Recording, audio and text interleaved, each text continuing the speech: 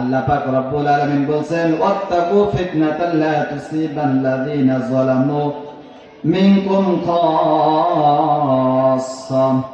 ওয়ালামু আন্নাল্লাহা শাদীদুল ইকাব। আল্লাহ পাক রব্বুল আলামিন এর মধ্যে বলেন সতর্ক থাকো সেই শাস্তি হতে যা বিশেষভাবে তোমাদেরকে এবং জালিমদেরকে আক্রমণ করবে। সতর্ক করেছেন আল্লাহ সেই সাজা থেকে। কোন সাজা? যে সাজাগুলো জালিমদেরকে কিয়ামতের ময়দানে আল্লাহ তাআলা আক্রমণ করবেন। ওয়ালামান্নাল্লাহা শাদীদুল ইকাব। আল্লাহ পাক রব্বুল আলামিন বলেন আর জেনে রাখো আল্লাহ কিন্তু শাস্তি জানে খুব কঠোর।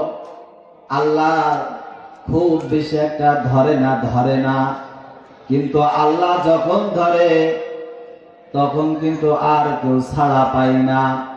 সুতরাং আল্লাহর কাছে কিন্তু শাস্তি কম বেশ করার কোনো লাইন থাকে না।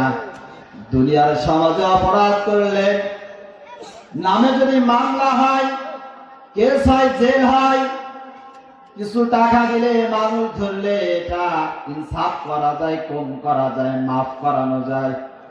কিন্তু কিয়ামতের ময়দানে আল্লাহ পাক রব্বুল আলামিন যখন আমার আপনাকে ধরবে, এই সাজা থেকে বিন্দু পরিমাণও কিন্তু আল্লাহ পাক রব্বুল আলামিন কম করবেন না, কম করানোর ক্ষমতা আমাদের থাকবে না।